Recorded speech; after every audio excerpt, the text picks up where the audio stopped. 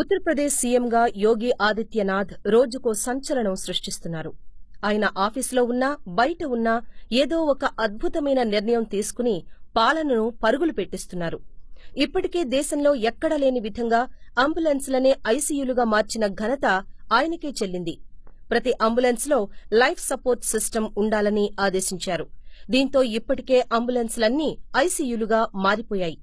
మరీ ముఖ్యంగా యాక్సిడెంట్ జరిగి ప్రాణాపాయ స్థితిలో ఉన్నవారు ఆస్పత్రి వరకు వెళ్లే వరకు బ్రతకడం కాదు, అంబులెన్స్ రాగానే ప్రాణాపాయ స్థితి నుండి బయటపడాలి అని ఆయన ఆదేశించారు. ఇక గ్రామీణ ప్రాంతాల్లో రోజుకు 18 గంటల విద్యుత్ సరఫరా జరగాలి. నిమిషం తక్కువగా ఉన్నా సరే క్షమించను. 6 నెలలు కానీ ఏడాదిలో కానీ 24 గంటల సరఫరాకు కావాల్సిన ఏర్పాట్లు చేసుకోమంటూ అధికారులను ఆదేశించారు. యోగి ఆదిత్యనాథ్ కేబినెట్ మీటింగ్ పెడితే ఎవరైనా సరే ఇటు మంత్రులు కానీ అటు అధికారులు కానీ ఆయన దగ్గరకు వెళ్లేటప్పుడు ఎన్నికల మేనిఫెస్టో అయిన సంకల్ప పత్రిని దగ్గర పెట్టుకోవాలి.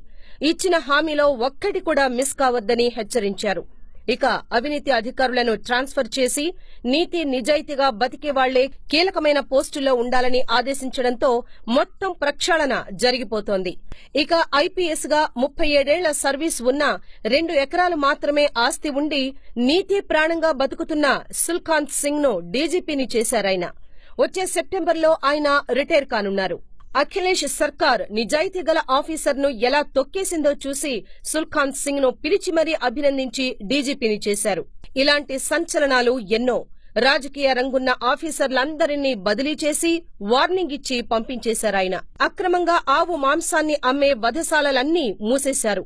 మటన్ పేరుతో బీఫ్ ను ఎవ్వరు అమ్మినా సరే క్షమించను అని ఆదేశించడంతో లక్నో నుండి గ్రామస్థాయి వరకు పోలీసులు గల్లీ గల్లీ తిరిగి మరీ ఆవు మాంస విక్రయశాలలను మూసేశారు. ఇక ఈవ్ టీజర్ల అంతు చూసేందుకు యాంటీ రోమియో స్క్వాడ్ ను రంగంలోకి దించారు యోగి ఆదిత్యనాథ్. ఇవి సత్ఫలితాలను ఇవ్వడమే కాదు, తల్లిదండ్రులు కూడా ఎంతో సంతోషిస్తున్నారు. సమాజ్వాదీ పార్టీ పాలనలోని అరాచకాలను చూసిన జనం యోగి సీఎం అయ్యాక ఎంతో సంతోషపడుతున్నారు. ఇక ముస్లిం మహిళలకు కూడా తలాక్ చెప్పాలంటేనే భర్తలు గజగజ వణుకుతున్నారట.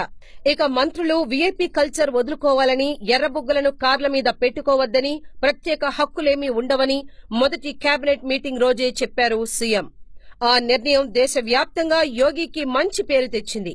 ఆ ఇన్స్పిరేషన్ తోనే మోడీ కూడా వీఐపీ కల్చర్ వదులుకోవాలని అన్ని రాష్ట్రాలకు సూచించారు.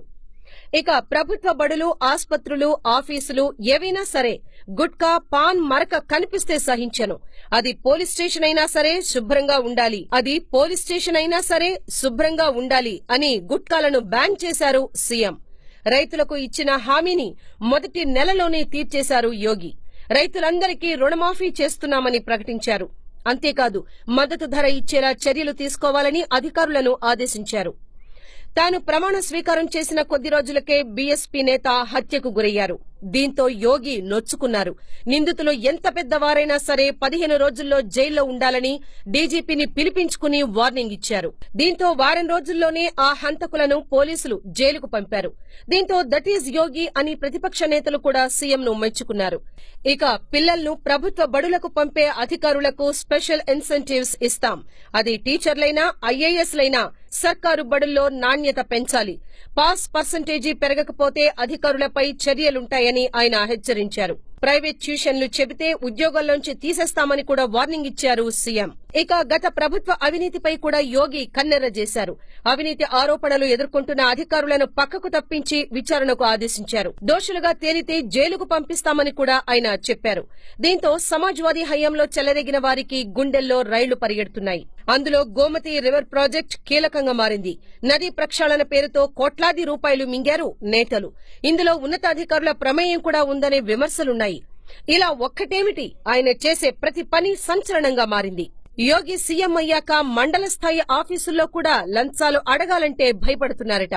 ఇక పోలీస్ స్టేషన్లలో కూడా చిన్న చిన్న పనులకు కూడా లంచాలు మేసే ఆఫీసర్లు మర్యాదగా రూల్స్ ప్రకారం పనిచేసుకుంటూ పోతున్నారట. అంత పెద్ద రాష్ట్రాన్ని కూడా గాడిలో పెట్టిన ఘనత సీఎం యోగి ఆదిత్యనాథ్దే. అది కూడా నెల తిరగకుండానే తనదైన ముద్ర వేశారాయన. ఈ వీడియో మీకు నచ్చినట్లయితే లైక్ చేయండి, షేర్ చేయండి. మరిన్ని వీడియోస్ కోసం సబ్స్క్రైబ్ చేసుకోండి.